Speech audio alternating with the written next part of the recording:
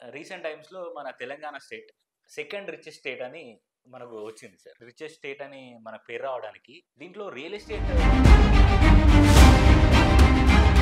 ప్రధానమంత్రి ఆర్థిక సలహా మండలి సార్. నిర్వహించిన సర్వేలో తెలంగాణ రాష్ట్రం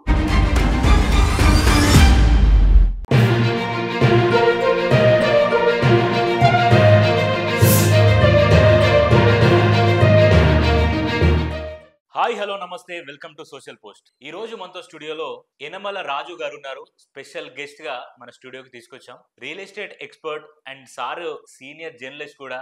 అంతెందుకు లైఫ్ కి సంబంధించిన మోటివేషన్ స్పీచెస్ కానీ మోటివేషనల్ స్టోరీస్ కానీ ఎన్నో చెప్పి ఎంతో మందిని మోటివేట్ కూడా చేశారు. సో ప్రస్తుతానికైతే రియల్ ఎస్టేట్ గురించి నేను మాట్లాడాలనుకుంటున్నా. మధ్య మధ్యలో మీకోసం ఇంకా మీ లైఫ్ కి మోటివేషన్ కావాలన్నా కూడా సార్తో మాట్లాడి మనం తెలుసుకుందాం. సో ముందైతే సార్ని వెల్కమ్ చేద్దాం. నమస్కారం సార్. నమస్తే. ఎలా ఉన్నారు సార్? సూపర్ అండి. Thanks for coming sir. Yeah sir, మనం చూసుకున్నట్టయితే రీసెంట్ టైమ్స్లో మన Telangana state second richest state అని మనకు వచ్చింది సార్.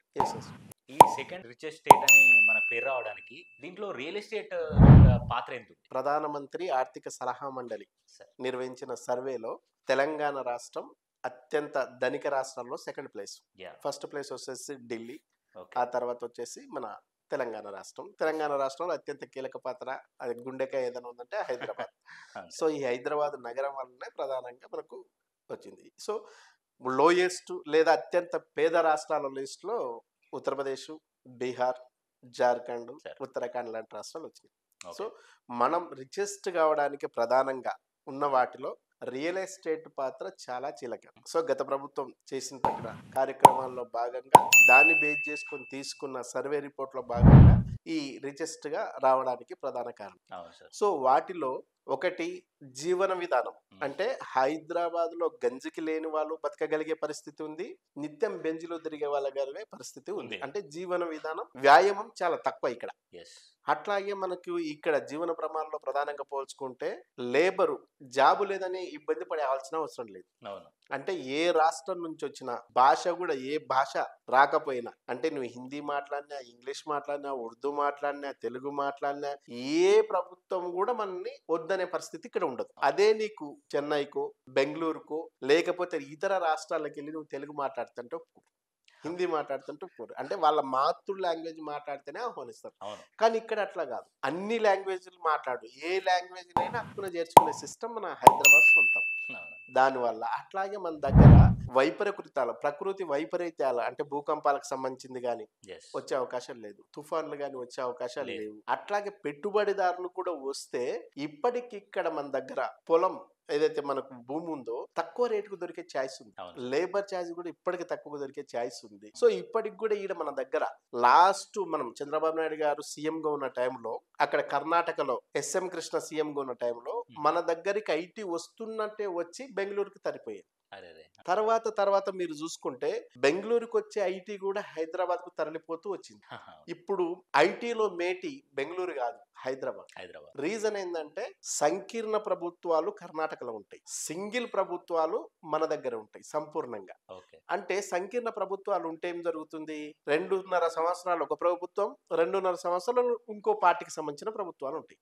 అంటే వచ్చిన మొదట్లో గవర్నమెంట్ కు వచ్చిన పర్సన్, ఆ ముఖ్యమంత్రి సిస్టాన్ని అర్థం చేసుకోవడానికి 6 నెలలు అయిపోతుంది ఈజీగా. విధి విధానాలు రూపొందించి ఏదన్నా చేద్దాం అనుకునే లోపు గవర్నమెంట్ రాకముందు ఎలక్షన్ లో పెట్టిన ఖర్చు ఏదైతే ఉందో దాన్ని రికవర్ చేసుకోవడానికి పనులు చేస్తారు.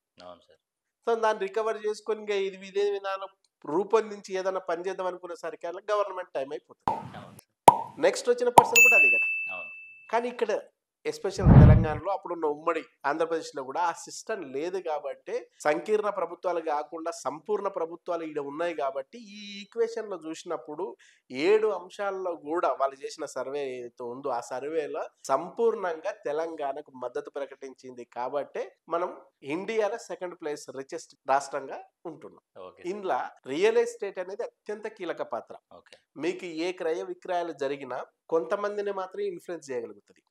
కానీ రియల్ ఎస్టేట్ లో ఒక ప్లాట్ విక్రయం జరిగిన, ఆ తర్వాత ఆ ప్లాట్ మీద ఒక కన్స్ట్రక్షన్ అంటే హౌస్ నిర్మాణం జరుగుతుంది అనుకోండి. హౌస్ నిర్మాణం జరిగేటప్పుడు మీరు బాగా అబ్జర్వ్ చేస్తే వాటరోళ్లకు, మోటారోళ్లకు, స్టీలోళ్లకు, సిమెంట్ వాళ్ళకు, ఇసుక వాళ్ళకు ఇట్లా ఒకదానికి లింకుడుగా ఒక ఇల్లు కడితే దాదాపు 856 సెక్టర్లకు ఫుడ్ దొరుకుతుంది. వావ్.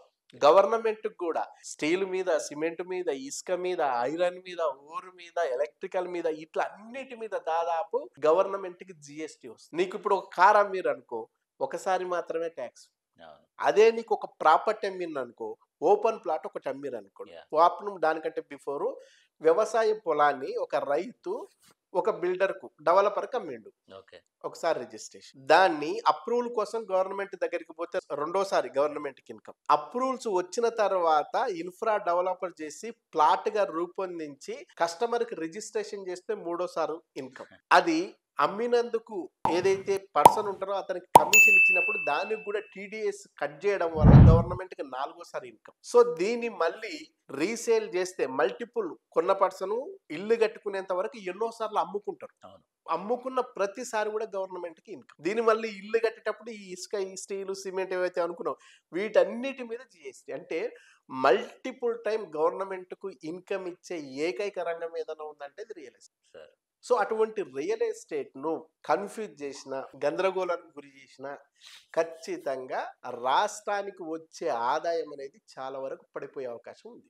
Okay sir. దాన్ని పడిపోకుండా చూసుకోవాలనుకుంటే గవర్నమెంట్లు కన్ఫ్యూజ్ కు గురి చేయొద్దు, గవర్నమెంట్ కూడా గందరగోళానికి గురి కావు. నిర్దిష్టమైన ప్రణాళికత, స్పష్టతతో ఉన్నప్పుడు మాత్రమే రియల్ ఎస్టేట్ రంగం రారాజుగా వెలుగొందుతుంది. అది వెలుగొందితేనే మిగతా రంగాలకు ఆయువుగా ఉండే అవకాశం ఉంది.